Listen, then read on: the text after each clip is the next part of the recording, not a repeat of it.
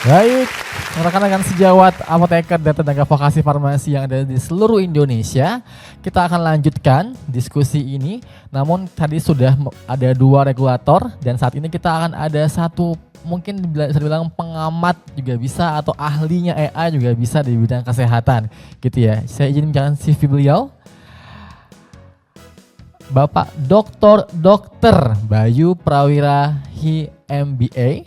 Beliau merupakan Executive Director of Intellectual Business Community dan beliau adalah doktor dalam bidang transformasi digital yang pertama di Indonesia. Baik, tak lama lagi kita sambut Bapak Dr. Bayu.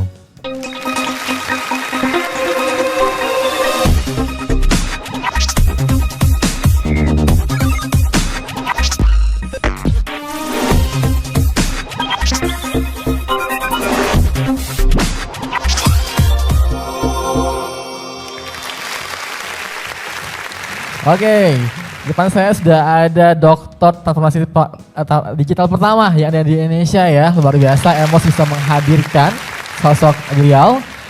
Pak Bayu, apa kabar? Baik. Baik ya Pak, sehat ya? Sehat selalu. Sehat, baik. Pak Bayu, kita sudah ada penonton 13.000 tenaga kefarmasian yang ada di Indonesia. Nah, teman-teman semua yang ingin bertanya, silakan di kolom chat, nanti kita akan pilih 3 pertanyaan terbaik untuk kita sampaikan kepada Pak Bayu. Pak Bayu, mangga Pak, waktunya dipersilakan untuk di-share. Terima kasih, selamat pagi Pak Timo, tim Emos, Pak Koir, dan rekan-rekan kru semua. Dan para peserta tentunya yang terutama. Ya, hari ini saya diminta membawakan topik tentang artificial intelligence advancement in healthcare. Jadi apa yang dibawa oleh artificial intelligence di dalam dunia praktek sehari-hari ya dalam kesehatan. Kalau mungkin tadi Pak Reza bawain yang tentang polisinya, ini adalah apa sih yang sedang terjadi dan ada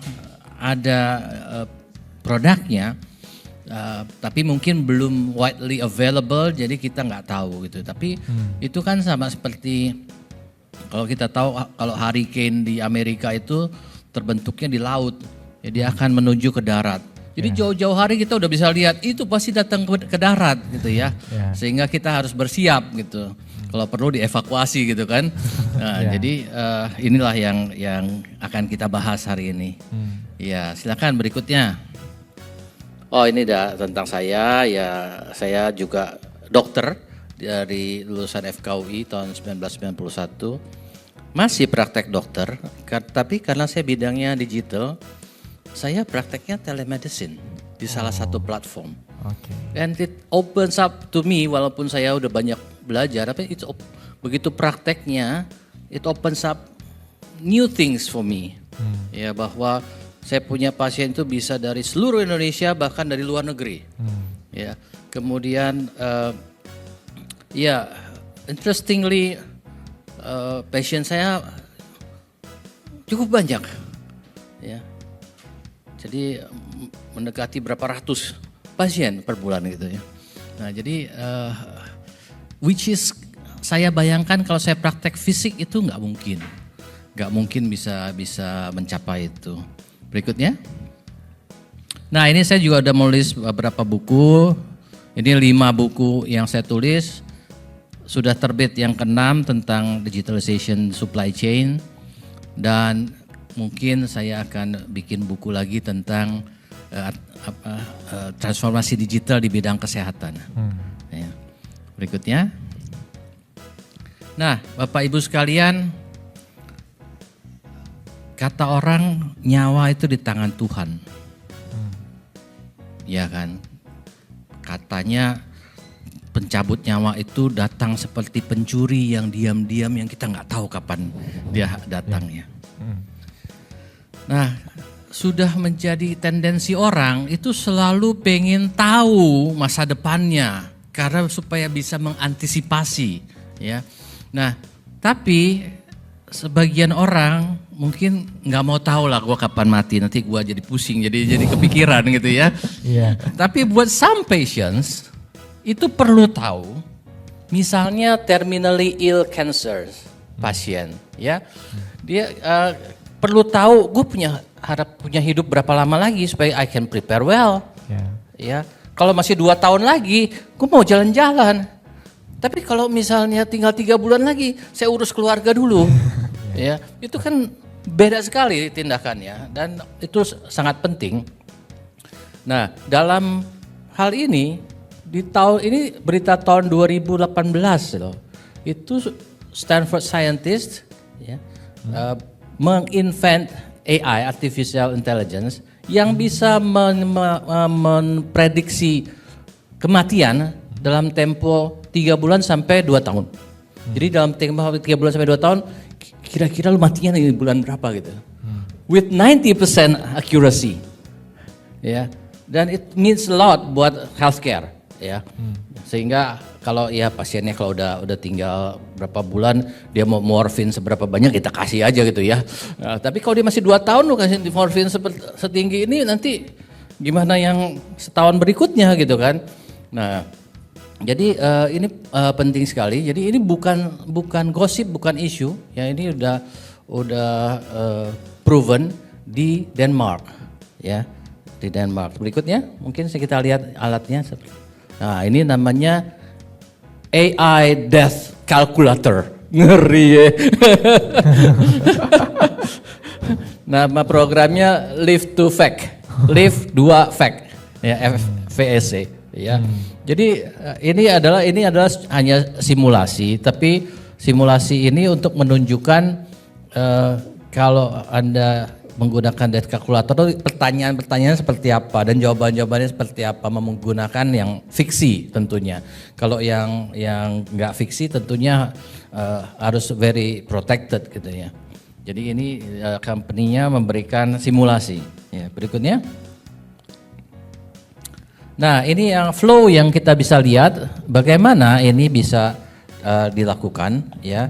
Jadi ada flow dari pasien electronic medical record ya, dari kondisi pasien, dari hasil pemeriksaan lab masuk ke dalam data, langsung data ini bisa menseleksi ini orang yang bakalan masuk ICU atau enggak gitu ya. Nah, kemudian untuk yang masuk ICU ya, kemudian di modeling ya, ini harapan hidupnya berapa lama nih gitu. Nah, jadi kira-kira begitulah cara kerjanya. Berikutnya. Nah, jadi seperti tadi kita sudah bicarakan bahwa manusia tuh pengen tahu tentang future.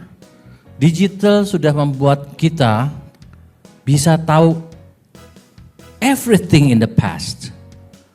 Ya, dengan cara Google. Ya. Kemudian digital sudah bisa membuat kita bisa tahu everything in present time dengan cara apa? Seperti ini, 13.000 orang itu ngelihat at the present time dari mana? Yang sebelumnya harus ketemu fisik. Ya. Namun untuk future ini selalu diharapkan orang dan datangnya ke fortune teller. Ahli ramal yang tahu masa depan seperti apa. Ya, tapi sekarang ahli ramalnya scientific, proven, bisa dibuktikan dengan scientific method, yaitu dengan artificial intelligence. Walaupun tidak dengan ketepatan 100%, tapi bisa mendekati 100% dan tidak di semua bidang. Ya, kalau dia nanya jodoh, saya nggak tahu, mungkin harusnya nanti Tinder bisa bikin AI untuk untuk itu prediksi jodoh ya.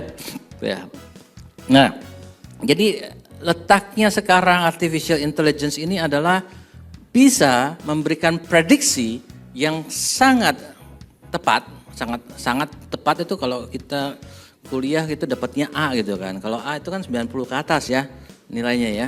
Nah, itu bisa dilakukan AI walaupun sekali lagi bidangnya masih terbatas.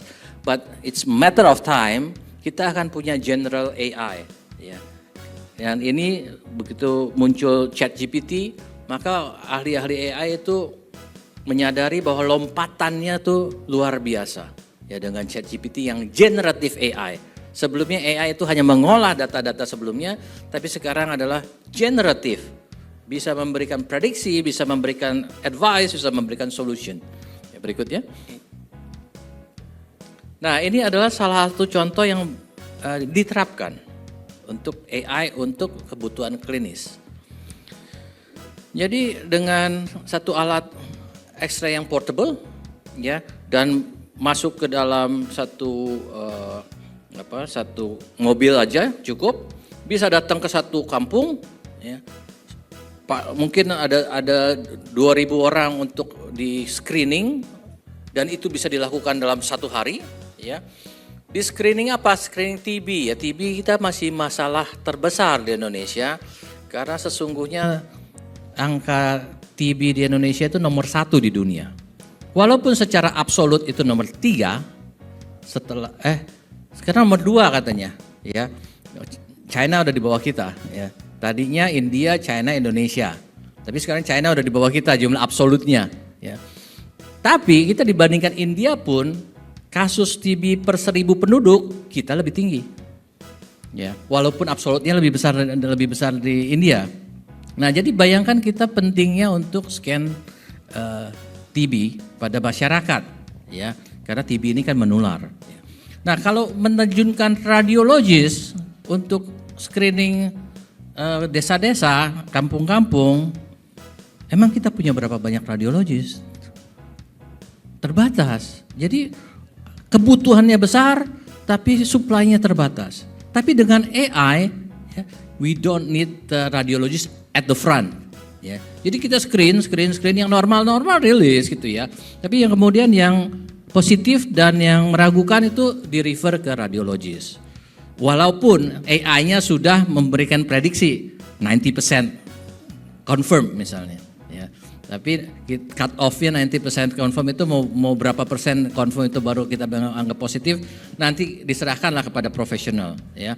Dan kemudian dengan diberikan kepada radiologis untuk menilai, oh benar nih TB, oh ini bukan gitu ya. Itu data ini dimasukin lagi dan itu akan terus evolving. Jadi sistem ini belajar terus menerus ya dengan real case. Ya. Tadi kan kata Pak Reza tergantung suku bangsa mana ya, race mana bisa different result ya. Nah, ini banyak dipakai di berbagai negara, sudah FDA approved ya. Jadi ini adalah proven technology ya. Berikutnya.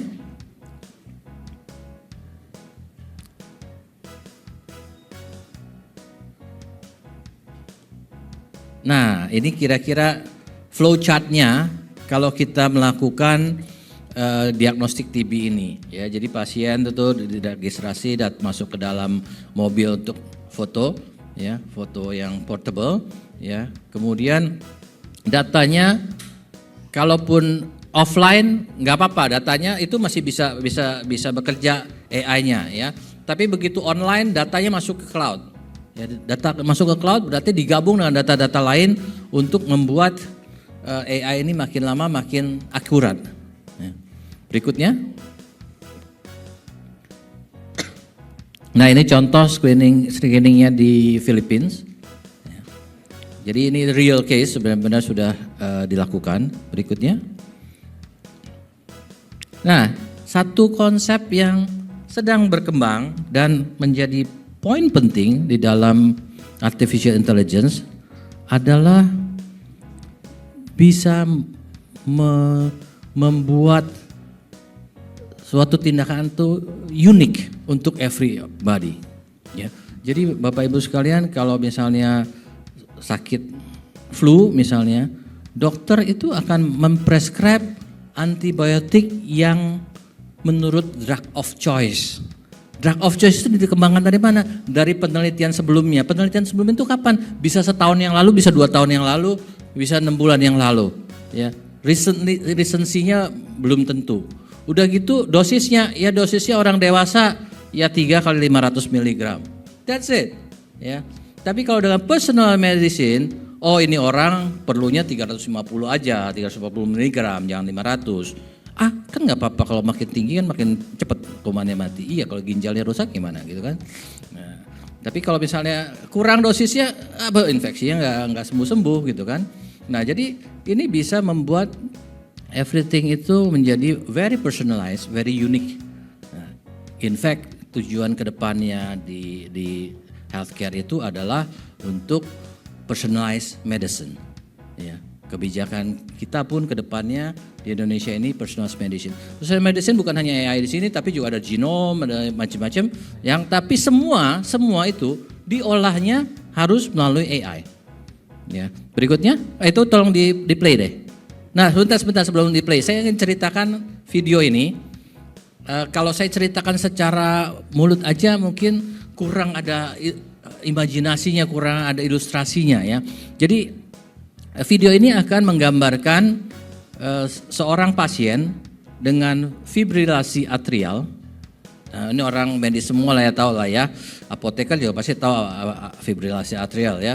Fibrilasi atrial yang konsult ke kardiologis. Ya. Tentunya pilihan untuk terapi untuk fibrilasi atrial itu ada beberapa ya. Ada yang dengan obat, ada yang jantungnya direposisi, ada yang paling banyak dilakukan adalah ablasi. Ablasi itu syarafnya dimatikan, yang bikin dia geter gitu kan. Syaraf yang korslet ini yang dimatikan. Nah, tapi pilihan syaraf yang untuk dimatikan pun ada beberapa. Jadi untuk tiap orang beda-beda, ya. Nah, kalau misalnya dengan kardiologis yang biasa, mungkin ya dia ngelihat gejalanya, kemudian melihat penelitian sebelumnya yang terbaik untuk apa. Tapi berapa banyak sih ya penelitian yang dia bisa baca? Ya, berapa banyak sih pasien yang pernah dia tanganin pengalamannya dibandingkan kalau dengan setiap pasien setor data ke cloud ya, sehingga bisa dapat data yang very granular yang kemudian bisa untuk personalize. Nah, jadi dalam hal ini kita bisa lihat bahwa pasiennya namanya Mr. Clark ya.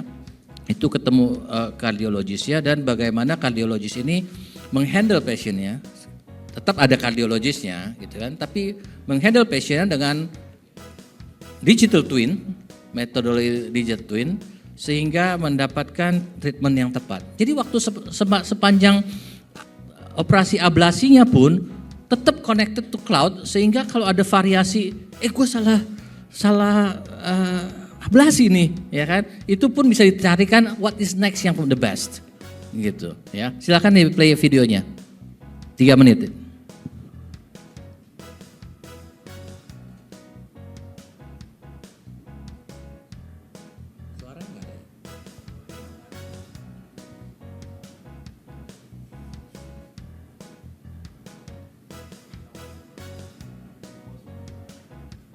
Let's explore how this could play a significant role when Mr. Clark, who has been diagnosed with atrial fibrillation, is seeing Imagine a future where personalized healthcare will provide every individual the right type of care in the right way and at the right time. Imagine that every patient has a digital twin, a virtual representation of his health status. Let's explore how this could play a significant role when Mr. Clark, who has been diagnosed with atrial fibrillation, is seeing Dr. Sullivan, his cardiologist. Although AF is a highly prevalent disease, it can be complicated to decide on the individual treatment strategy for a patient like Mr. Clark. This is where his digital twin comes in. It starts by using Mr. Clark's medical data to create a patient-specific biophysical model, including a virtual version of his heart, which looks, behaves, and reacts just like the real one. Through a seamless flow of data and advanced analytics capabilities enabled by Philips Health Suite, Dr. Sullivan can connect Mr. Clark's digital twin with intelligence on similar cases and select ablation as the therapy with the best possible predicted outcome for him, both on the short and on the long term. Dr. Sullivan carefully plans the procedure by simulating various ablation scenarios on Mr. Clark's digital twin. This enables her to select the one with the optimal computed result. The chosen ideal scenario forms the basis for real-time intervention guidance. During the procedure, all taken actions, as well as any unforeseen situations, are processed real-time into Mr. Clark's digital twin to redirect if necessary. As a result, Mr. Clark received his treatment at the right time, in the right way, with the best possible outcome. This is one of many potential cases in which the digital twin adds value to the healthcare system. From personalized diagnosis and therapy selection to procedure planning and guidance tailored to the patient's physical characteristics, medical history, current condition, and future needs. Innovation and you. Oke, bisa dimatikan. Disclaimer, saya tidak dibayar oleh Philips, ya. Jadi bukan saya promosi Philips. Ini contoh, ya, contoh barangnya ada, gitu ya. Nah, dan penting untuk diperhatikan tentang digital twin ini karena di post test nanti ada soalnya. Oke, berikutnya. Nah, sekarang kita tahu banyak orang pakai smartwatch. Siapa yang pakai smartwatch di sini? Ya, jadi smartwatch ini has replaced actually the traditional. Dulu kalau orang pakai Rolex keren gitu ya. Sekarang orang pakai Rolex, orang lihatnya keren sih, tapi lu old fashion gitu ya. Kalau lu pakai smartwatch yang bagus, lu keren namanya, ya kan? Nah, jadi keren udah bergeser ya dengan smartwatch. Kenapa? Karena smartwatch itu konsepnya adalah untuk kesehatan. Jam, even Rolex, itu hanya telling the time. So what? Kita bisa lihat di handphone di tempat lain. But smartwatch akan memantau kesehatan, termasuk denyut jantung, termasuk pola tidur, ya. You can record waktu kalau kita pakai waktu tidur, ya. Dan bisa berapa klaim itu mengukur gula darah, ya, mengukur tekanan darah, ya. Itu klaim-klaim yang beredar yang belum approve. Tapi satu yang sudah approve bahwa smartwatch sudah FDA approve, tentunya beberapa merek gitu ya. Untuk mengukur tekanan darah tanpa cuff, tanpa ada tekanan ini, ya. Jadi dulu kita bilang impossible kita mengukur tekanan ya pakai tekanan gitu ya. Harus kita dengerin gitu ya. But ini kan smartwatch cuma pakai light, pakai PPG ya, pakai cahaya ya. Gimana bisa dia ukur tekanan darah? Tapi ternyata bisa. Jadi dalam digital ini kita harus membuka pikiran kita bahwa everything is possible in digital. Ya, nggak ada hal-hal yang nggak possible. Ternyata dengan light ini dia bisa mengukur vibration dari pembuluh darah sehingga bisa memperkirakan tekanan darah dengan accuracy plus minus 5 mm Hg saja dibandingkan dengan yang pakai cuff. Ya. By time itu akan berkembang sehingga itu lebih tepat dibandingkan yang cuff. Ya. Nah, jadi kalau kita lihat dengan adanya kita punya smartwatch ini, itu baru kita dalam fungsi personal ya. Tapi kalau kita lihat dalam fungsi masyarakat, kalau data ini dikelola dengan baik, masuk ke dalam satu sistem cloud, di mana kalau begitu ada tanda-tanda atrial fibrilasi, tanda-tanda serangan jantung bisa terdeteksi sama jam ini, bisa langsung deploy pertolongan, ya. Watches itu mungkin masih beberapa tahun lagi lah kita seperti itu ya. Tapi that's the potential, ya. Kita bisa tahu rata-rata penduduk kita itu berapa tekanan darahnya, berapa denyut jantungnya, macam-macam. It's a very valuable measurements yang kita bisa collect ya tanpa pemerintah bayarin. Ya, orang masing-masing beli sendiri kok smartwatchnya. hanya mengelola datanya aja, ya. Kalau kita biasanya mengelola data ini melalui aplikasi smartwatch-nya, ya datanya keluar negeri ya, kata seperti Pak Reza ya.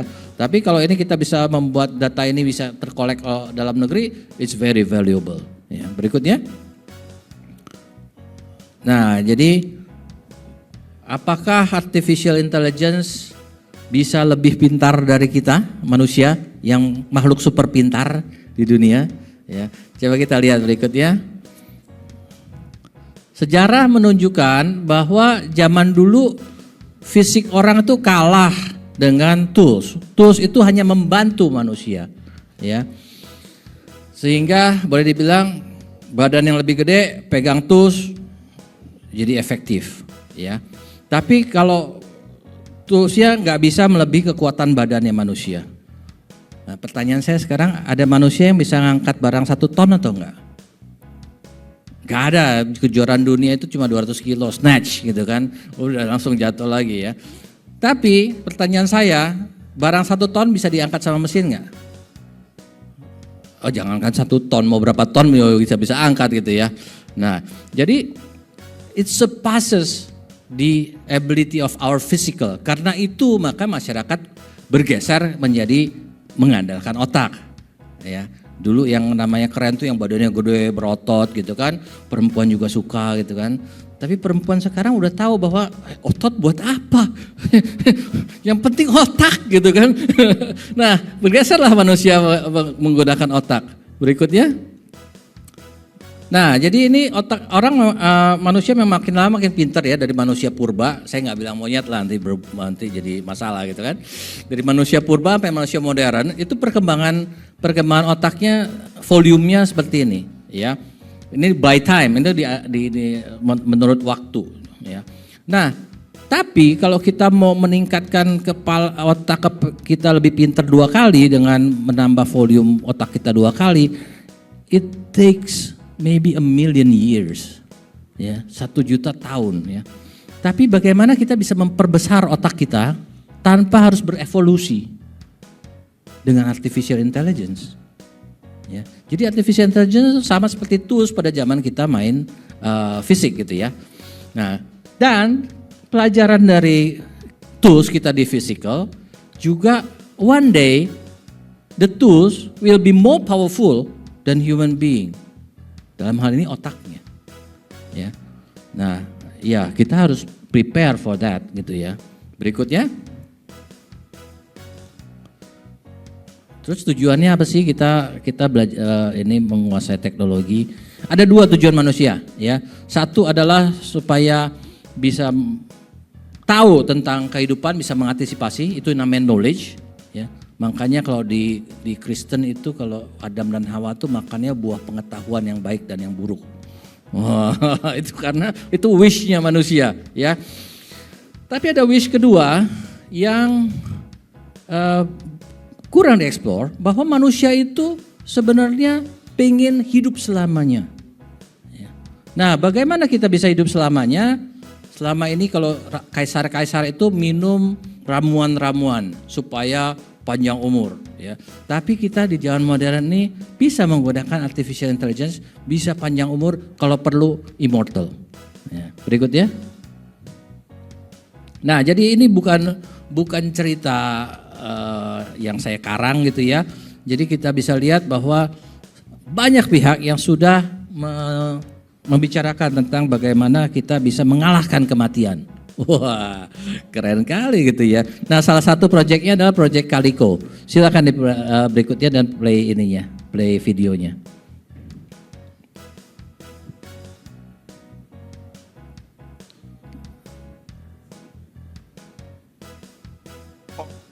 Traffic accident, Wi-Fi equipped weather balloons to bring internet access to the third world. So how about ending death? Wednesday, Google CEO Larry Page announced the formation of Calico, a health and well-being company whose ultimate goal is overcoming human aging and mortality. Page wrote, "These issues affect us all, from the decreased mobility and mental agility that comes with age to life-threatening diseases that exact a terrible physical and emotional toll on individuals and families." Calico is a Silicon Valley-wide venture. Page is putting Art Levinson, chairman of the board for both Apple and biotech company Genentech, in charge of the new company. Page hasn't revealed much about how Calico will go about curing old age and death, but what is known is that Calico will deal with data analysis and going by the numbers to decide which research to pursue. Page gave Time an example of what the company has found so far. One of the things I thought was amazing is that if you solve cancer, you'd add about 3 years to people's average life expectancy. In the aggregate, it's not as big an advance as you might think.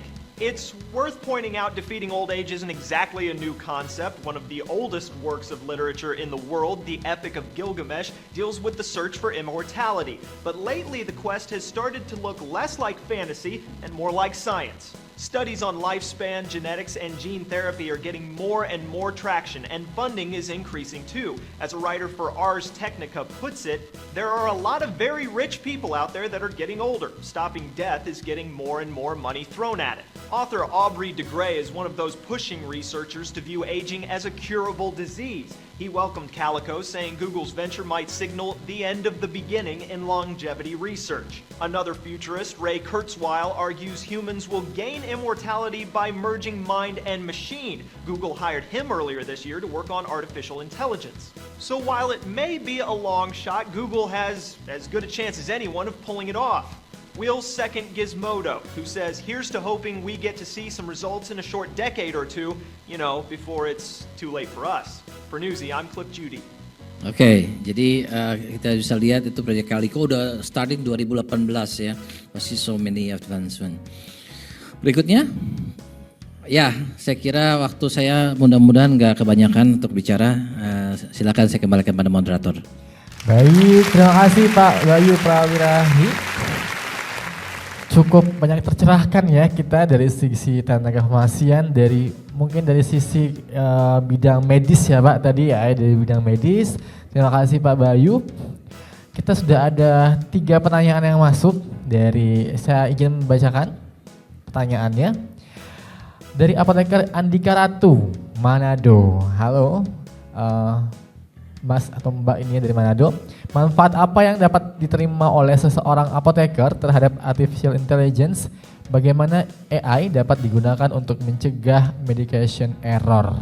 Baik, silakan Pak Bayu. Terima kasih. Jadi apoteker untuk artificial intelligence tadi sudah kita bahas bahwa dosaging bisa sangat disesuaikan dengan tiap person. Ada yang 350, ada yang 375, ada yang 380, lama-lama makin kecil variasinya ya. Awal-awal mungkin 500 atau 400 atau 300 gitu kan, tapi lama-lama makin kecil. Udah kayak stock market aja gitu ya. Dulu minimum 100 perak, sekarang dulu sudah 20, sekarang jadi 5 perak gitu ya minimumnya ya. Nah jadi seperti itu, jadi bisa personalized medicine. Bagaimana cara personalized medicine-nya? Tentu ini harus punya database orang ini seperti apa ya. Nah, database itu harus dikelola ya. Yang bisa ngelola siapa? Negara harusnya gitu ya. Makanya dengan rencana ke depan untuk personalized medicine ini makin banyak data yang dikumpulkan oleh Kementerian Kesehatan untuk bisa membuat personalized medicine ini menjadi kenyataan gitu ya. Bagaimana digunakan untuk mencegah medication error? Sistem kita yang ada aja sih harusnya sudah bisa mendeteksi medication error. Jadi kalau kita masukin obat, dokter ya masukin obat ke dalam sistem apoteker juga bisa kan, berarti nanti dia akan keluar ada interaksi obat, dosis lu ketinggian dan segala macam, itu akan muncul recommendationnya. It's a very easy thing ya, sama seperti EKG bisa membaca ini EKG normal, ini ada kelainan di mana, ini kelainan di mana ya. Tapi itu adalah dalam level personal dan level mungkin company ya. Tapi kalau kita mau ngomong yang very personalized medicine harus levelnya nasional. Oke, baik, terima kasih Pak Bayu. Lanjut pertanyaan dari apoteker Ajhar Esfam dari Bima NTB. Menurut Bapak, apakah di masa depan semua pelayanan medis harus menggunakan AI dalam pelayanannya?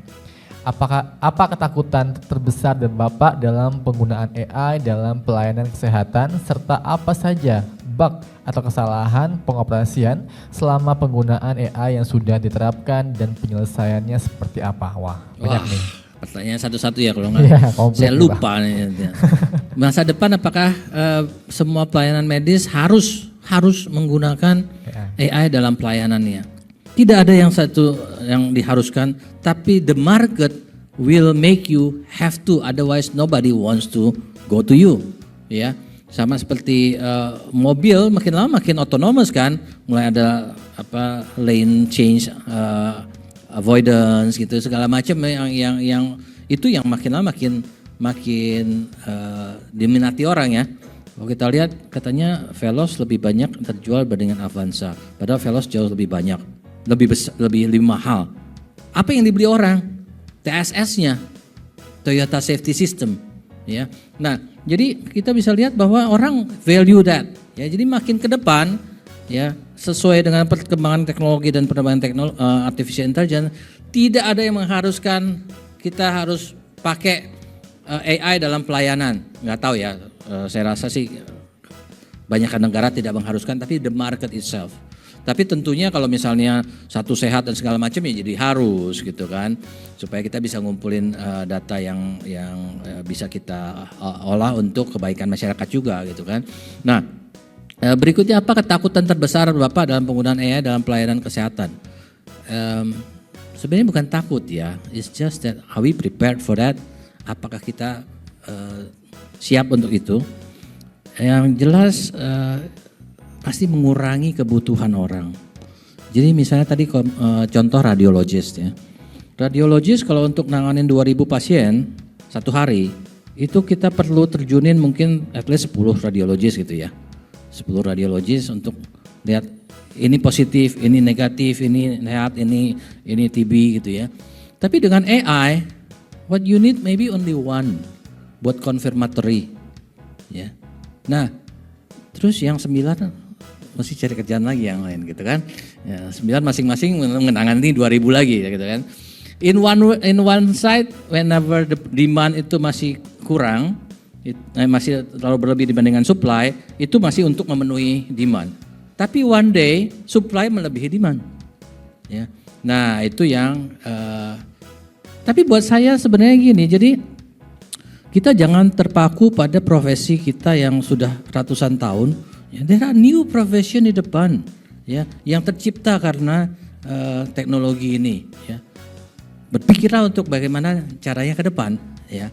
Jadi bukannya menyombongkan diri, saya termasuk orang yang selalu adapt to change. Bahkan saya seringkali memaksa diri saya untuk berubah dari sesuatu yang udah biasa, yang comfort, ya, untuk berubah ke sesuatu yang baru. Ya. Nah, jadi saya dokter. Ya. Tapi kemudian saya sekolah MBA, and then kemudian saya sekolah doktor untuk transformasi digital. Ya. Dan hari ini saya masih sekolah lagi S1, sarjana hukum. Nah, jadi kalau kita pengen survive, kita harus terus belajar. Kalau kita terus belajar, kita nggak akan replace sama orang. Tapi kalau kita kurang belajar, kita akan di-replace. Ya. Jadi katanya AI is not going to replace human beings, but human beings with AI will replace you. Gitu ya. Nah, tentunya pertanyaannya seberapa besar masyarakat kita yang bisa belajar terus, yang mau belajar terus ya. Berikutnya mungkin pertanyaan terakhir tadi berarti Oke. Kalau ada bug nih Pak, kalau ada bug selama penggunaan AI itu apakah mungkin ada tips dan trik bagaimana penyelesaiannya? Gini, teknologi AI segala macam itu bukannya foolproof, bukannya 100% benar. Bisa jadi dia diagnosisnya 97% accurate. Tapi apakah kita kira orang itu 100%? Orang yang melakukannya bisa jadi cuma 90% accurate. Ya. Jadi jangan kita ributin, oh dia nggak sempurna, nggak sempurna. Emangnya sisi lain sempurna gitu kan? Ya. Nah, inilah kita bisa lihat bahwa di Amerika asuransi kendaraan itu jauh lebih mahal daripada di sini lah gitu ya. Itu memberikan diskon bagi pemilik Tesla yang menghidupkan self-driving mode-nya. Apa tandanya? Tandanya bahwa dengan self-driving mode, dia punya risiko kecelakaan lebih rendah karena itu gue kasih diskon. Ya. Nah, padahal kita tahu, nyetir, masa mesin bisa gantiin orang, nggak mungkin lah. LRT Jakarta itu nggak pakai masinis gitu. Wush itu nggak pakai masinis gitu, jalan sendiri gitu kan. Ya. Kalau orang yang nyetir wush, wah malah risikonya lebih besar. Ada tikungannya dan segala macam gitu kan. Ya, kapan ngeremnya, lagi ngantuk itu lupa ngerem 2 detik udah larinya berapa kilometer gitu kan. Karena cepet banget ya. Nah jadi kita bisa lihat bahkan ada hal-hal yang dimana lebih baik mesin yang lakukan. Lebih baik artificial intelligence yang lakukan daripada orang yang lakukan. Yang katanya lebih hebat enggak juga gitu ya. Terus apa lagi? Itu namanya bugs. Jadi apa saja bugs yang selama penggunaan AI yang sudah diterapkan dan penyelesaiannya apa? Banyak ya, itu kan macam-macam juga ya. Siapa yang bikin ya, ada OpenAI, ada Google, ada Microsoft segala macam ya. Tapi makin lama makin pinter. Kalau ChatGPT itu dari awal ya, kalau kita tanya kemudian kita tanya referensi, dia bisa ngarang tuh halusinasi ya. Referensinya ini menurut publikasi ini, begitu kita cari nggak ada. Atau nih peraturan pemerintah nomor sekian tentang ini, begitu cari peraturan pemerintahnya tentang halnya lain gitu ya. Jadi dia ngarang gitu ya. Tapi makin lama makin nggak ngarang dia, ya. Makin lama makin accurate. Ya. Nah sekali lagi itu kan artificial intelligence sama seperti anak kita, ya. Tentunya waktu belajar dia banyak kesalahan. Tapi anak kita kalau sudah besar lebih pintar dari bapaknya, gitu kan. Nah, jadi AI itu mirip seperti human being. Ya, itulah yang dikhawatirkan oleh para pioneer dari AI. Dia pernah berapa case, ya AI disuruh berinteraksi langsung dengan AI yang lain, dengan diamati oleh tentunya programmernya. At one point mereka berkomunikasi dengan bahasa yang tidak dimengerti oleh programmer. Buru-buru di pull out lah ya. Nanti dia diskusi sesuatu yang bahaya yang kita nggak tahu gimana gitu ya. Nah jadi itu terjadi dan it's going to happen again di depan. Nah, tinggal sekarang bagaimana kita rule the governance of AI supaya kalaupun itu terjadi, company harus tanggung jawab. Karena company harus tanggung jawab, dia akan hati-hati put ya best effort untuk supaya itu tidak terjadi gitu ya. Bukannya pengen kita menghukum orang, tapi itu supaya prevention ya. Baik, terima kasih Pak Bayu untuk penjelasannya.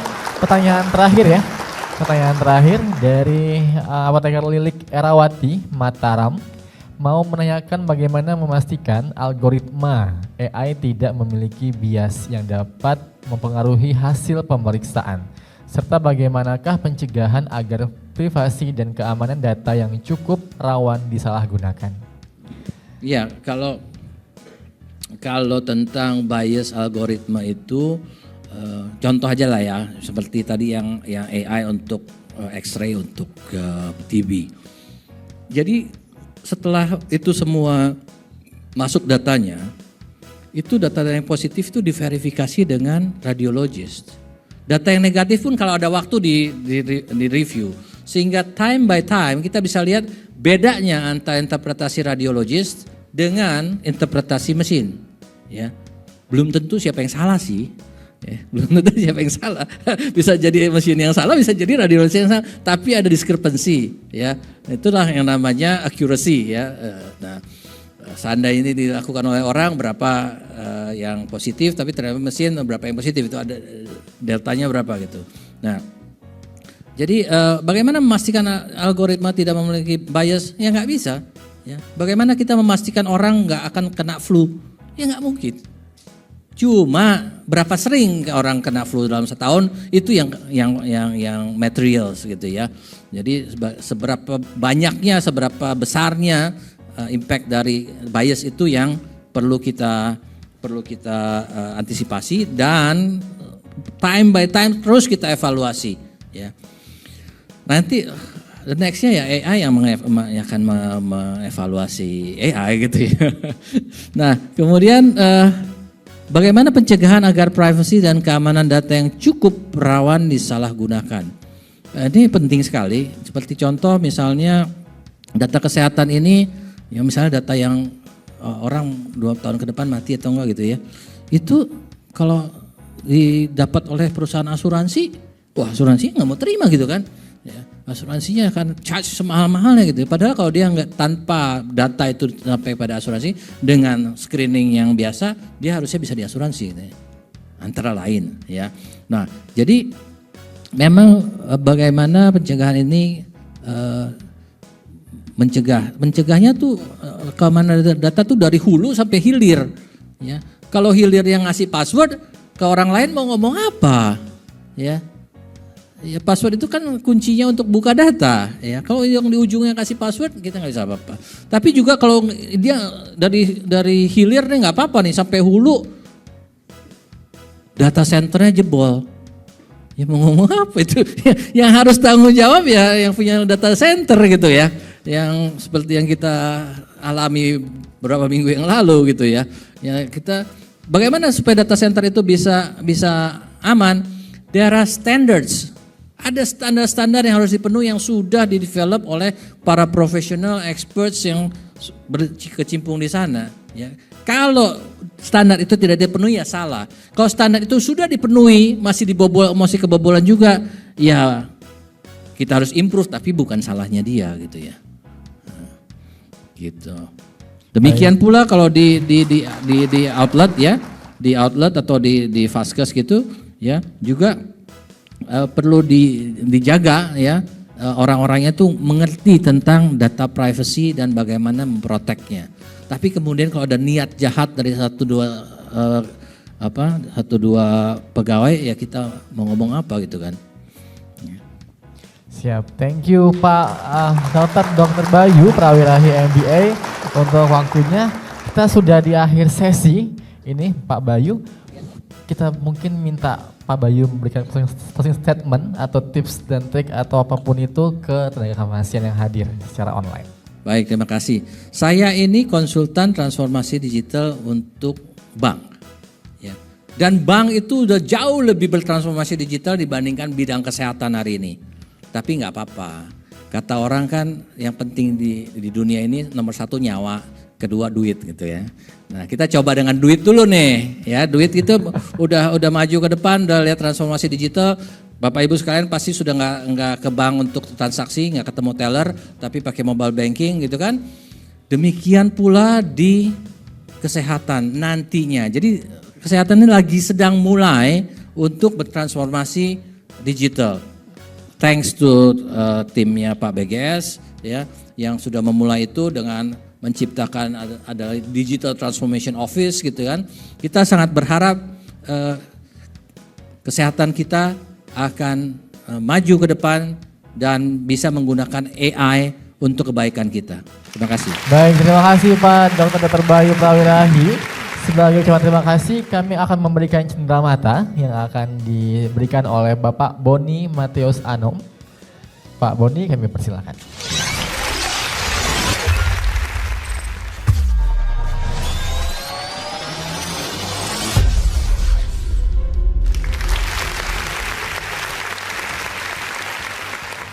Baik, saya akan memberikan cenderamata kepada Pak Boni. Pak Boni, silakan ke Pak Bayu Prawirahi. Kita akan memberikan momen dalam hitungan 3, 2, 1. Oke, baik. Terima kasih Pak Boni dan Pak Bayu Prawirahi untuk waktunya.